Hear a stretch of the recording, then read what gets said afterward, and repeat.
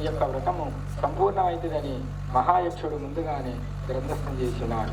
అదే రూపంలో అతను ఒకరోజు ఆలస్యమైంది నా సన్నిధికి రావటానికి. అతని గురించి అన్వేషించి ఆయన అతను ఎందుకు రాలేదు అని అనేక మందిని అడిగాను. కానీ కాలమాన పరిస్థితుల వల్ల అతను పూలపోయి రాలేకపోవడం వల్ల ఆ యక్షుడు తనలో ఆ రోజు ప్రవేశించరా. అది 3వ దినమైంది. 4వ దినమునందున తనందుకు తనే వచ్చి నాకు పాదసేవనం చేస్తూ తనకి విద్యాగుణములు ఏవి లేకపోయినప్పటికీ కూడా మా తర్క వితర్కములు కలిగినటువంటి 14 ప్రశ్నలు తను వేయగలిగినాడు. దానికి నేను తర్క విద్వాంసుని కనుక దానికి ఉపసంహార మార్గముగా స్వామి నువ్వు వేసినటువంటి ప్రశ్నలకన్నీ కూడా నేను ఉపసంహారం చేశాను. అప్పుడు ఆ యొక్క అబ్బాయిలు ఆవహించినటువంటి యక్షుడు మళ్ళీ తన యక్షలోకములు చేరి ఆ కుండలేహారిని యక్షిణిని కూడా తెలియజేయమని చెప్పినాడు. అందువల్ల ఆ యొక్క యజ్ఞమంతా కూడా సంపూర్ణం 4వ రోజు 5వ రోజు కూడా ఈ యొక్క వ్రతం సమాప్తి కావడానికి ఆ బాలుడే కారణం. అతని పూర్వజన్మలో ఒక సిద్ధ పురుషుడు అయి ఉండవచ్చు. అది కూడా అనేక గ్రంథంలో తెలియవచ్చు. కనుక ఈ వ్రతం ఇంకా 1:30 సమయము ఉన్నది. అప్పుడు కూడా ఏమైనా సంభవించే అవకాశాలు ఉంటాయి. కనుక మీరందరూ కూడా భక్తి శ్రద్ధలతో స్వామివారిని అనుష్ఠించగలము.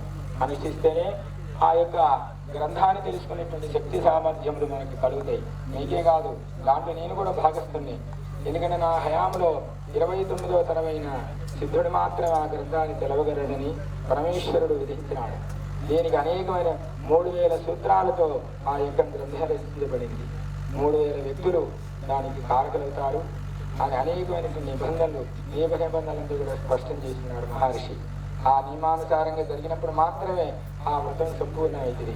అది లాస్ట్ క్షణంలో కూడా విపత్తు సంభవిస్తుందని ఆ శిష్యులందరూ కూడా ముందే చెప్పారు. ఇక ఆయన చాలా ప్రళయంతో కూడినటువంటిది. మనందరం చాలా జాగ్రత్తగా భక్తి శ్రద్ధలతో చేస్తే తప్పక ఈ వ్రతము సాధ్యమైంది, సాధ్యమయ్యేది కాదు.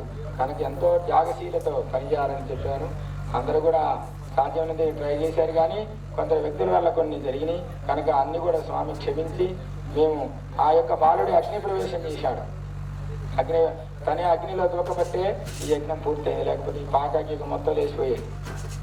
ఆ అబ్బాయే ఆయన నువ్వు అగ్ని ప్రవేశం చేస్తే తప్పక ఇది ఆగేది లేదు అని చెప్పేసి అమృత జలము స్వామికి భాండంలో ఉన్నది.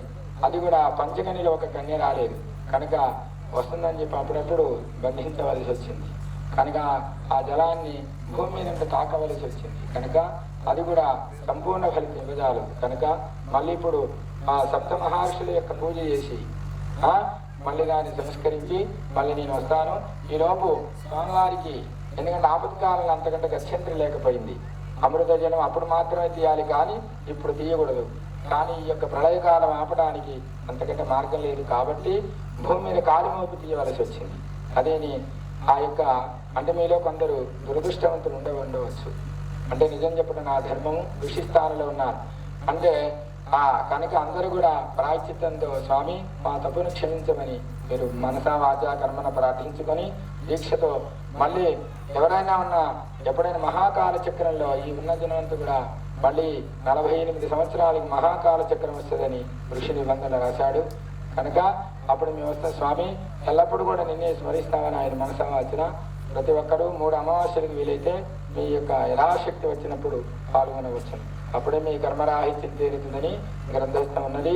కనుక సప్త మహర్షులు స్థానంలో మేము పూజ చేసి స్వామికి మేము వస్తాం. ఈ లోపు అక్కడ స్వామివారికి అభిషేకం చేస్తే మళ్ళీ నేను సంస్కరించుకొని మళ్ళీ వస్తా. గ్రంథ విచారణ కూడా సంభవించింది.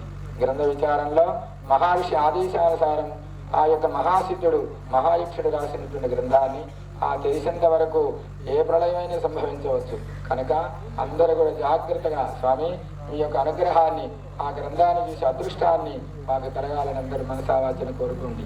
కానీ ఇంకా సమయం ఆసన్నం, సమయం దాటిపోతున్నది. కానీ మనం ఇంకా ఎన్నుకబడి ఉన్నాం. ఇంకా 2:30 గంటల సమయం ఉన్నది. ఈ లోపల స్వామివారికి అభిషేకము నైవేద్యాలందరూ కూడా స్వామివారికి నైవేద్యం సమర్పిస్తే అది సాధ్యమవుతుంది.